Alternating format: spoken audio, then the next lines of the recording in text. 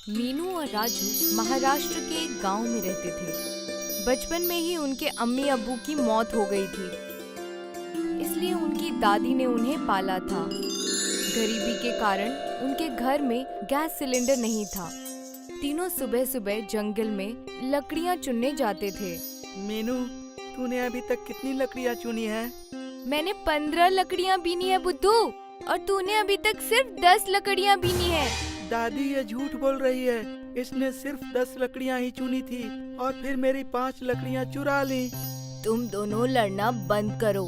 तुम आपस में मुकाबला क्यों करते हो? अपना अपना काम करो और उसी में खुश रहो। एक दिन सब राजू, मीनू और उनकी दादी लकड़ियां बिन रहे थे। उन्हें किसी के कराहने की आवाज सुनाई दी। ये आवाज तो तालाब की तरफ से आ रही है। चलो चल कर देखते हैं। कहीं कोई खतरनाक जानवर हुआ तो? बेटा, जरूरतमंदों की मदद करनी चाहिए। हमें कम से कम एक बार तो देखकर आना ही चाहिए कि कौन कराह रहा है। तीनों तालाब के किनारे पहुंचे।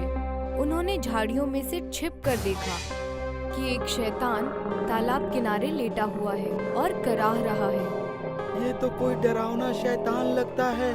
क्या हमें इसके नजदीक जाना चाहिए? तुम दोनों यहीं रुको, पहले मैं देख कर आती हूँ। दादी शैतान के पास गई तो उन्होंने देखा कि शैतान कई जगह से घायल है। ऐसा लग रहा था जैसे शैतान को पत्थर मारे गए हों। कौन हो और यहाँ क्या कर रहे हो? अम्मा, मैं दरिया किनारे के एक टापू से यहाँ आया हूँ। तो तुम यहाँ तक कैसे पहुँचे? मैं मांस नहीं खाता, इसीलिए मेरी कौम के लोगों ने मुझे टापू से निकाल दिया। जब मैं महाराष्ट्र पहुँचा तो लोग मेरी शक्ल सूरत देखकर डर गए और उन्होंने मुझे पत्थर मारे। मैं भागता भागता यहाँ तक पहुँचा हूँ। राजू और मीनू, झाड़ियों से निकल आओ, ये बुरा शैतान नहीं है। राजू, मीनू और दादी ने मिलकर शैतान के घाव धोए और खाने को फल दिए। ये फल हमने इस जंगल से ही तोड़े हैं। तुम ढूंढोगे तो तुम्हें यहाँ आम, जामुन और अंगूर के पेड़ मिल जाएंगे। अब दादी, राजू और मीनू जब भी लकड़ियाँ इकट्ठे करने जाते थे, शैतान से मिलकर आते। लेकिन एक दिन एक सरकारी अधिकारी ने उन्हें रोक लिया। सुनो तुम तीनों, आज के बाद जंगल में मत आना। हुकूमत ने जंगल के दरख्तों की कटाई पर रोक लगा दी है। आप गलत समझ रहे हैं। हम कोई पेड़ नहीं काटते, सिर्फ जमीन पर गिरी हुई लकड़ियों को ही बीनते हैं। बढ़िया, ज्यादा दिमाग मत चला। एक बार मना कर दिया तो कर दिया। इस तरह तीनों के जंगल जाने पर रोक लग गई। लकड़ियों के अभाव में राजू, मीनू के घर चूल्हा जलना भी बंद हो गया। फल मिलने भी बंद हो गए। दादी अपनी जान पहचान की दुकान से राजू, मीनू के लिए कुछ सामान उधार लाया करती थी। ये लो बच्चों, बिस्कुट, नमकीन खाकर गुजारा कर लो। अब पता नहीं हमारे घर खाना कब बनेगा। कुछ दिनों बाद दादी जब दुकान पर पहुंची तो दुकानदार ने उधार देने से मना कर दिया। तुमने अभी पिछला बकाया ही नहीं चुकाया है और अब फिर से सामान लेने आ गई हो। इस तरह तुम्हारी जिंदगी कैसे चलेगी?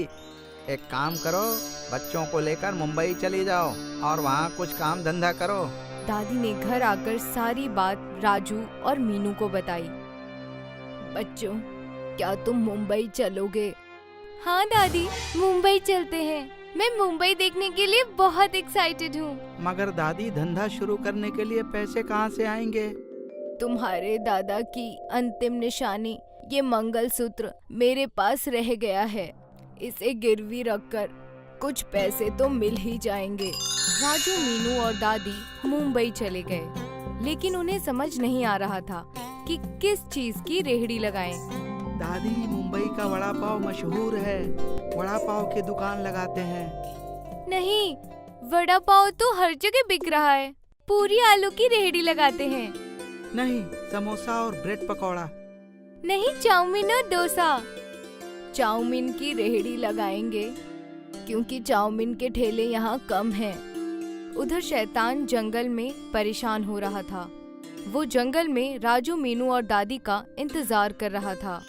समझ नहीं आ रहा कि ये राजू, मीनू और दादी अब मुझसे मिलने क्यों नहीं आ रहे हैं। कहीं वो मुझसे डर तो नहीं गए, या फिर कहीं वे मुझसे नाराज तो नहीं है। मुझे कम से कम एक बार उनसे मिलने जाना चाहिए। एक दिन शैतान ने जंगल से बाहर निकलने की कोशिश की, लेकिन सरकारी अधिकारी की नजर उस पर पड़ गई। वो बंदूक लेकर राक्षस के पीछे दौड़ा। शैतान तालाब में घुस गया और उसने पानी में सांस रोककर अपनी जान बचाई। अधिकारी जब चला गया तो शैतान बाहर आया। चाहे कुछ भी हो जाए, मुझे राजू, मीनू और दादी से मिलना होगा। कहीं तीनों किसी मुसीबत में तो नहीं है। वे तीनों मुसीबत में फंसे हुए थे, क्योंकि मुंबई में उनका चाउमीन का धंधा अच्छा नहीं चल रहा था। उनकी रेहड़ी के पास 2 और रेहड़ी वाले चाउमीन बेचने लगे। राजू, तुम घर पर चले जाओ और जमींदारों के खेत में मजदूरी कर लेना। यहाँ मुंबई में हम तीनों का खर्चा नहीं चल पा रहा है।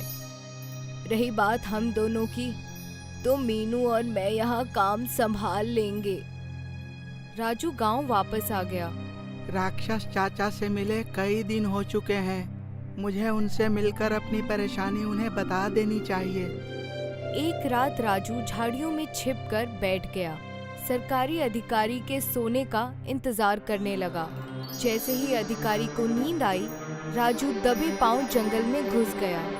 शैतान एक पेड़ के ऊपर छुप कर रहता था। जैसे ही शैतान ने राजू को देखा, वो पेड़ से कूद पड़ा। तुमने तो मुझे डरा ही दिया था चाचा। और सुनाओ, तुम्हारे क्या हाल चाल हैं? यहाँ जिंदगी बहुत खराब है।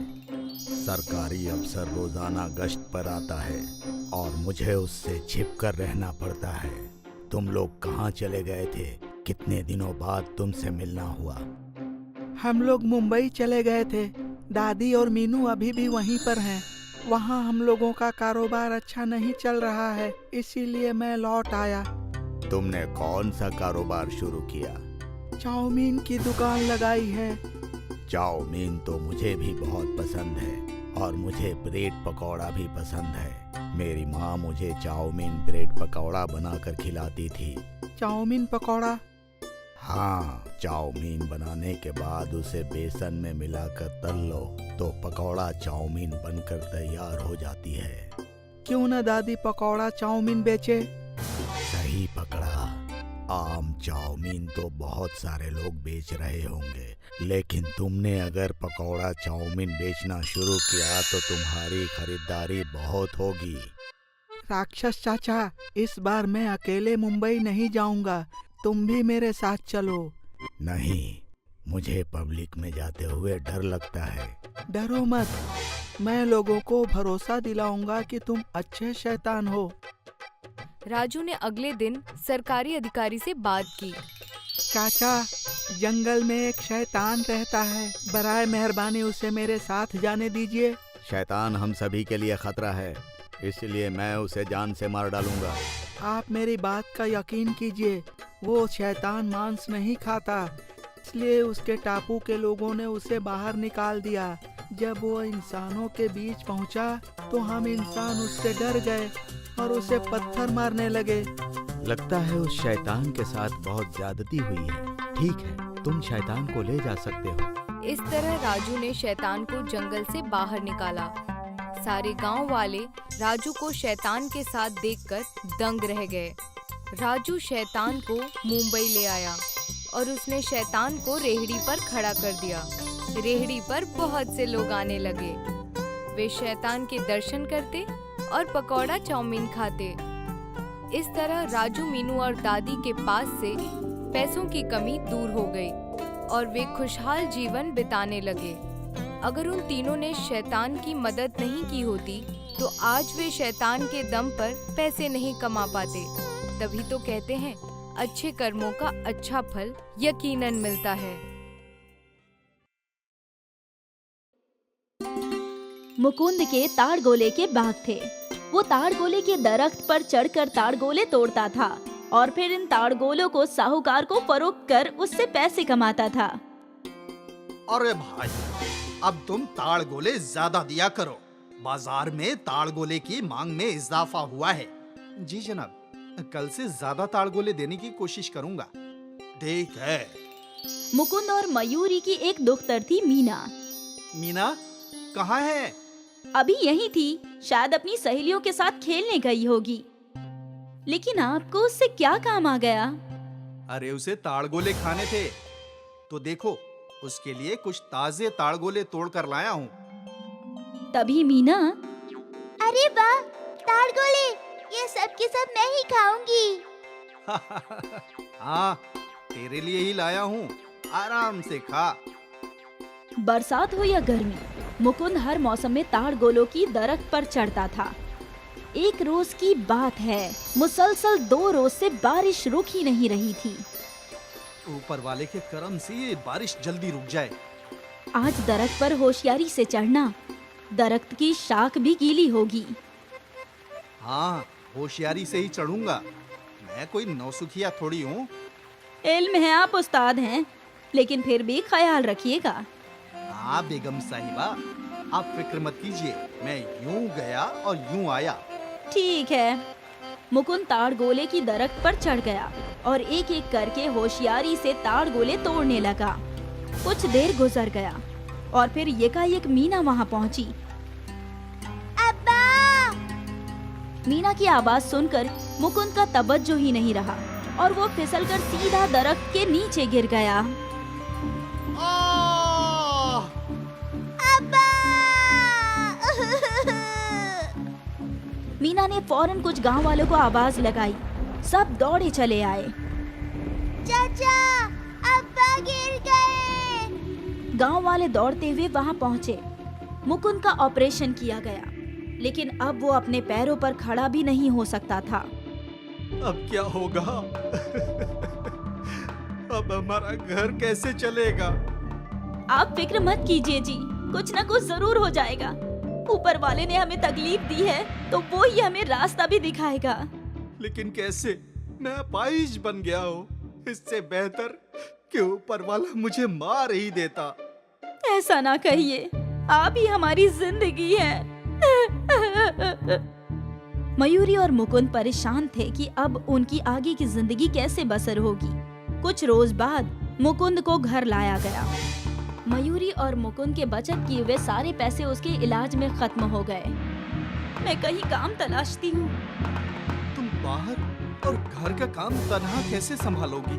मैं कुछ न कुछ कर लूंगी। कोई तो ऐसा काम होगा जो मैं इस हाल में भी कर सकता हूँ। नहीं नहीं, आप आराम फरमाइए। नहीं मयूरी, मैं ऐसे तुम पर बोझ नहीं बन सकता। फिर ऐसी हालत में आप क्या कर सकते हैं? कुछ तो जरूर होगा ही। अगले रोज से मयूरी ने काम तलाशना शुरू किया। वो कई दुकानों और कंपनियों में गई, लेकिन उसे कहीं मुलाजमत हासिल नहीं हुई। मुझे कोई काम तो नहीं हासिल हो रहा। सोच रही हूँ कोई कारोबार ही कर लूं। कैसा कारोबार? क्या मैं तुम्हारी कोई मदद कर सकता हूँ? आज बाजार में पकौड़ी की दुकान देखी थी। काफी हुजूम जमा था। मैं भी तो अच्छे पकौड़े बनाती हूँ, तो क्यों ना मैं भी पकौड़े फरोख्त करूँ। कर तो सकती हो, लेकिन सभी लोगों को पकोड़े उसी दुकान के पसंद हैं, तो तुम्हें कुछ नए तरीके से पकोड़े बनाना चाहिए। कैसे तरीके? जैसे चाइनीज पकोड़े हैं जो बच्चों को बेहद पसंद आते हैं, वैसा ही कुछ नया। वैसा कुछ? मीना तू बता, तुझे और क्या खाना पसंद है? मुझे तो मैगी पसंद है। मैगी पकौड़ा कैसा रहेगा? मैगी के पकोड़े भी बनते हैं क्या? हाँ, वो भी बहुत कुरकुरे। जा मीना, दौड़कर एक पैकेट मैगी लेकर आ। मीना मैगी खरीदने चली गई और कुछ देर बाद 2 मैगी के पैकेट ले आई। मीना ने मैगी को उबाला और फिर उन्हें सुखाकर उसमें कुछ मसाले मिलाकर कढ़ाई में मैगी पकौड़े तलने लगी। मीना एकटक अपनी वालिदा के हाथों को देख रही थी। जैसे ही मैगी के पकौड़े तलकर बाहर आए, मीना ने झट से एक पकौड़ा उठाया और अपने मुंह में डाल दिया। अरे अरे, गरम है। बहुत जायकेदार है अम्मी, वाह। मीना ने एक मैगी का पकौड़ा अपने वालिद को भी दिया। ये तो वाकई जायकेदार है। हाँ, मैंने कहा था ना कि बहुत जायकेदार बनते हैं। क्या ये मैगी के पकौड़े बाजार में फरोख्त होंगे? हाँ हाँ, यकीनन, ये तो आग लगा देंगे। मयूरी ये सुनकर खुश थी। कुछ रोज बाद मयूरी और मुकुंद ने मिलकर बाजार में मैगी के पकौड़े का स्टॉल लगा दिया। ये क्या है आंटी? मैगी पकौड़ा। मैगी के पकौड़े? हाँ, एक प्लेट दीजिए मुझे। हाँ हाँ, लो बेटा। मयूरी ने उस लड़की को मैगी के पकौड़े दिए। वाह, कितना जायकेदार है। आज तक ऐसे पकौड़े कहीं नहीं खाए। उस लड़की को देखकर कई और लोगों ने मयूरी के मैगी पकौड़े चखे। चाची, ये तो मस्त है। मुकुंद मैगी पकौड़े तलने में मयूरी की मदद कर रहा था। वो अपाहिज था। पहले ही रोज मयूरी और मुकुंद की अच्छी खासी कमाई हो गई थी। वो लोग खुशी खुशी घर लौटे। सोचा नहीं था कि हमारी इतनी अच्छी आमदनी होगी। इस गमज़दा जिंदगी में यही एक खुशी है। अब्बा, आप फिक्र ना कीजिए, हमारे सारे गम दूर हो जाएंगे। आप भी ठीक हो जाएंगे। पूरे खानदान में उम्मीद की लहर दौड़ पड़ी। सब मिलकर और मेहनत से कोशिश करने लगे। उनका मैगी पकौड़े का कारोबार भी चल पड़ा था। खरीदारों का हुजूम लगने लगा और साथ ही उनकी आमदनी में भी इजाफा होने लगा। मैगी पकौड़े जल्द ही मशहूर हो गए। उनकी आमदनी में इतना इजाफा हुआ कि मुकुंद का अच्छे से अच्छा इलाज शुरू हो गया। इस ट्रीटमेंट से उम्मीद है मुकुंद जी आप चल पाएंगे। कुछ जरूरी सर्जरी करनी होंगी, लेकिन आपका जिस्म इस ट्रीटमेंट को अच्छे से रिस्पॉन्स दे रहा है। ये खबर भी उस खानदान के लिए अच्छी थी। 6 माह बाद आज मयूरी ने मैगी पकौड़ी की बड़ी दुकान खोल ली और इस खुशी को दोगुना मुकुंद ने किया। आज कुछ पलों के लिए ही सही, वो डगमगा कर खड़ा हुआ। ये उम्मीद की वो रोशनी है जो दिखाती है कि मुकुंद बहुत जल्द अपने पैरों पर खड़ा हो जाएगा। और ये सब इनके एक मैगी पकौड़ी की बदौलत मुमकिन हुआ। और आगे भी ये मैगी पकौड़ा धूम मचाता ही रहेगा। मधुमती के 2 बेटे थे, अजय और विजय। अजय की शादी प्रज्ञा से हुई थी और विजय की शादी संध्या से। प्रज्ञा घर की बड़ी बहू होने के सारे फर्ज अदा करती थी, लेकिन फिर भी हमेशा प्रज्ञा की बेइज्जती हुआ करती थी क्योंकि वो तालीम याफ्ता नहीं थी। मधुमती, तेरी बड़ी बहू तो बड़ा ही जायकेदार खाना बनाती है। बस खाना ही बनाती है, बाकी कुछ उसकी कुव्वत में नहीं। क्या मतलब? अब क्या बताऊं, मेरी बड़ी बहू अनपढ़, कहीं कुछ पढ़ने को दो तो इसकी नानी मर जाए। ये तो ऐसी ही है, तो उसको दफा करो। मेरी छोटी बहू से मिलो, संध्या। ये ग्रेजुएट भी है और मुलाजमत भी करती है। अच्छा है। मालती को बुरा लग रहा था कि मधुमती खुलेआम प्रज्ञा की बुराई कर रही है। एक रोज की बात है, अजय और विजय घर लौटे। वो दोनों काफी फिक्र में नजर आ रहे थे। क्या हुआ? तुम दोनों की शक्ल पे 12 क्यों बजे हुए हैं? नगर पालिका से नोटिस आई है कि हमारा घर गैर कानूनी है और जल्दी ही वो हमारा घर तोड़ने वाले हैं। हम तो सालों से यहाँ रह रहे हैं, तो ये घर गैर कानूनी कैसे होगा? मालूम नहीं अम्मा, कुछ समझ नहीं आ रहा। और बस तब से अजय और विजय के अदालत के चक्कर शुरू हो गए। कुछ माह गुजर गए। आखिर अदालत ने फैसला कर ही दिया। आप लोगों का घर गैर कानूनी है और नगर पालिका जल्दी उसे तोड़ देगी। ये सुनते ही मधुमती के कदमों तले जमीन खिसक गई। सारे घर वाले परेशान हो गए और अगले ही रोज विजय अजय के पास आया। भाईजान, मुझे कंपनी की जानिब से एक फ्लैट मुहैया हुआ है। ये तो बहुत अच्छी बात है, लेकिन फ्लैट थोड़ा छोटा है। उसमें हम सब एक साथ नहीं रह सकते, इसलिए हम सोच रहे थे कि मैं और संध्या शिफ्ट हो जाते हैं। अजय समझ गया था कि विजय अब अलग होना चाहता है। वो बगैर कुछ कहे ही हामी भर देता है और अगले ही रोज विजय और संध्या घर से चले गए। अजय ने एक घर किराए पर ले लिया और दूसरी जानिब उसे मुलाजमत से बर्खास्त कर दिया गया। अजय बहुत ही उलझन में था। आप क्यों रो रहे हैं? ये मुसीबत तो खत्म होने का नाम तक नहीं ले रही। एक के बाद एक बढ़ती ही जा रही है। मुझे मुलाजमत से बर्खास्त कर दिया गया। ये सुनकर प्रज्ञा भी हैरान हो गई, लेकिन उसने अजय को दिलासा दिया। कोई बात नहीं, आप फिक्र मत कीजिए, आपको कब्ल से भी बेहतर मुलाजमत हासिल होगी। लेकिन किराया भी तो देना पड़ेगा ना, इतने सारे खर्चे तब तक कैसे चलाऊंगा? हम दोनों मिलकर कुछ कर लेंगे। हम दोनों क्या ही कर सकते हैं? मैं खाना बना सकती हूँ, आप फरोख्त कर सकते हैं। कोई काम बड़ा या छोटा नहीं होता। अगर हम दोनों मिलकर कोशिश करें तो इन सारी मुसीबतों का हल निकाल सकते हैं। तुम वजह फरमा रही हो? प्रज्ञा ने सारी बात अपनी सास मधुमती को बताई। तुम वजह फरमा रही हो बहू, मुश्किल के वक्त हम सबको मिलकर मुकाबला करना चाहिए। लेकिन हम क्या खाने की चीज फरोख्त कर सकते हैं? बाजार में तो सब कुछ कब्ल ही फरोख्त होता है। हम कुछ न कुछ अलग तो तलाश ही लेंगे। चलिए बाजार देख कर आते हैं। प्रज्ञा अजय को अपने साथ बाजार ले गई और वो लोग हर खाने की रेडी देखने लगे। चाट, भेलपुरी, फ्रैंकी, मैगी, पराठे, सब कुछ तो कब्ल ही फरोख्त हो रहा है। क्यों ना हम इन दोनों चीजों को मिला दें? क्या मतलब? मतलब आपने मैगी फ्रैंकी तो खाई है ना, उसमें फ्रैंकी मैगी एक साथ है, वैसा ही कुछ। तो अब क्या हम मैगी पराठे फरोख्त करें? वैसे तरकीब बुरी नहीं है, सस्ते में बन भी जाएगा और फरोख्त भी बहुत होगा। वाकई? प्रज्ञा ने दुकान से कुछ मैगी के पैकेट्स खरीद लिए। प्रज्ञा ने मैगी बनाई और फिर उस मैगी को पराठे के आटे में भर के उसके पराठे बनाए। सासू माँ, चक्कर बताइए कैसा बना है? मधुमती ने एक पराठा खाया। वाह बहू, ये तो बहुत बढ़िया है, बहुत खूब। प्रज्ञा ने एक पराठा अजय को भी दिया। अजय तो बड़े मजे से पराठा खा रहा था। क्या हुआ, आपने बताया नहीं कि कैसा बना है? बहुत खूब, एक और मिलेगा? प्रज्ञा ने अपने शौहर और सास को और मैगी के पराठे खिलाए और खुद भी खाया। सबको उसके मैगी के पराठे की तरकीब अच्छी लगी। अगले ही रोज प्रज्ञा ने बाजार में मैगी पराठे का स्टॉल खोल दिया। बाजी, ये मैगी पराठा क्या है? मैगी और पराठा की अजमेइश, खाकर तो देखो, बहुत मजेदार होता है। ठीक है, एक मैगी पराठा दे दीजिए। प्रज्ञा ने उस लड़के के लिए एक मैगी पराठा बनाया। उस लड़के ने वो चखा और उसके चेहरे पे मुस्कान आ गई। ये तो लाजवाब है, ऐसा पराठा मैंने कभी नहीं खाया, हरगिज नहीं।